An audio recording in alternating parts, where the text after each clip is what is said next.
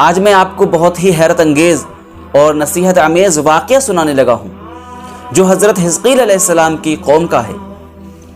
حضرت حزقیل علیہ السلام جو موسیٰ علیہ السلام کے تیسرے خلیفہ ہیں اور منصب نبوت پر سرفراز بھی کیے گئے، اور اللہ تبارک و تعالیٰ نے اس واقعے کو قرآن پاک کی سورہ بقرہ میں ذکر کیا۔ الم تر الی الذین خرجوا من دیارہم وہم الوف حذر الموت فقال لهم اللہ موتوا ثم احیاہم ان اللہ لذو فضل علی الناس ولکن اکثر الناس لا یشکرون۔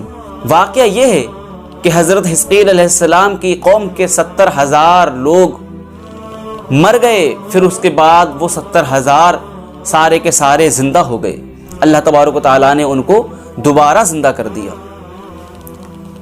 حضرت حزقیل علیہ السلام کے شہر میں ایک طاعون نامی وبا پھیل گئی تھی، طاعون نامی بیماری پھیل گئی تھی۔ لوگ اس بیماری سے اتنا ڈر گئے کہ ان پر موت کا خوف سوار ہو گیا، اور وہ موت کے خوف سے اس شہر کو چھوڑ کر ایک جنگل میں چلے گئے۔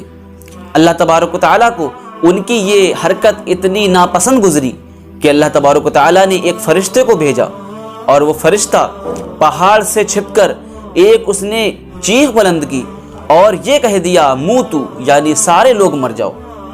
اس فرشتے کا یہ کہنا تھا، وہ سارے کے سارے لوگ مر گئے، اور ان کی تعداد کتنی تھی؟ 70,000۔ 70,000 لوگ اس فرشتے کے کہنے پر، موتو کہنے پر سارے کے سارے لوگ مر گئے، اور ان کی تعداد اس قدر زیادہ تھی کہ لوگ ان کے کفن و دفن کا انتظام نہ کر سکے، اور ان کی لاشوں کو ایسے ہی چٹیل میدان میں کھلا چھوڑ دیا۔ جب لاشیں سڑ گئیں اور پورے جنگل میں بدبو پھیل گئی، اور اس اطراف میں بھی بدبو پھیل گئی، لوگ ان کی بدبو سے پریشان ہو گئے، تو کچھ لوگوں کو ان لاشوں پر رحم آیا، اور ان لاشوں کے چاروں طرف انہوں نے دیوار کھینچ دی تاکہ ان کی لاشیں درندوں سے محفوظ رہیں۔ اللہ اکبر۔ اب کچھ دنوں کے بعد حضرت حزقیل علیہ السلام کا اس جنگل کے پاس سے گزر ہوتا ہے۔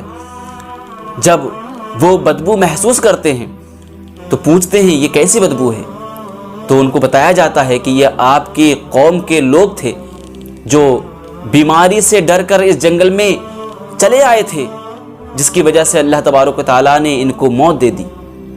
حضرت حزقیل علیہ السلام نے جب یہ بات سنی، فوراً بارگاہ خداوندی میں گریہ وزاری کرنے لگے، اللہ تبارک و تعالیٰ کی بارگاہ میں گڑ گڑانے لگے کہ اللہ تبارک و تعالیٰ، یہ میری قوم ہے، یا اللہ یہ میرے دکھ سکھ میں ساتھ رہتے تھے، مجھے ان سے بہت انس تھا، میں ان سے محبت کرتا تھا، اے اللہ تبارک و تعالیٰ یہ اپنی نادانی کی وجہ سے ایسی غلطی کر بیٹھے، اے اللہ تو ان کو معاف فرما دے، یا اللہ یہ وہی لوگ ہیں جو تیری وحدانیت کا اقرار کرتے تھے، جو تجھے واحد مانتے تھے، تیرے ساتھ کسی کو شریک نہیں ٹھہراتے تھے، اے اللہ تبارک و تعالیٰ ان کی اس خطا کو معاف کر دے۔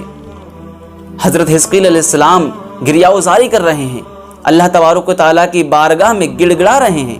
اللہ تبارک و تعالیٰ کو ان کی یہ ادا اس قدر پسند آئی کہ فوراً حضرت حزقیل علیہ السلام پر وحی نازل فرما دی، اور فرمایا اے حزقیل گھبراؤ نہیں، ہم نے تمہاری دعا کو قبول کر لیا ہے۔ اللہ تبارک و تعالیٰ نے حضرت حزقیل علیہ السلام سے عرض فرمایا کہ اے حزقیل ان پڑی ہوئی بکھری ہوئی ہڈیوں سے کہو کہ اللہ کے حکم سے ایک ہو جاؤ۔ حضرت حزقیل علیہ السلام نے ان ہڈیوں کی طرف اشارہ کیا اور فرمایا اے ہڈیوں، اللہ تبارک و تعالیٰ کا حکم ہے کہ تم اکٹھے ہو جاؤ۔ اتنا کہنا تھا کہ وہ ساری ہڈیاں اکٹھی ہوئیں اور اپنے اپنے کنکال میں بدل گئیں، اور پھر وحی آئی۔ اللہ تبارک و تعالیٰ نے فرمایا اے حزقیل ان ڈھانچوں سے کہو گوشت پہن لو۔ حضرت حزقیل علیہ السلام نے ان ڈھانچوں سے کہا اللہ کا حکم ہے گوشت پہن لو۔ سارے کے سارے ڈھانچوں نے گوشت پہن لیا۔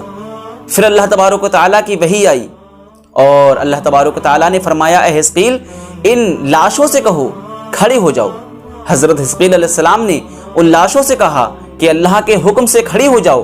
وہ سارے کے ساری 70,000 لاشیں یہ کہتی ہوئی کھڑی ہو گئیں سبحانک اللہم و بحمدک لا الہ الا انت۔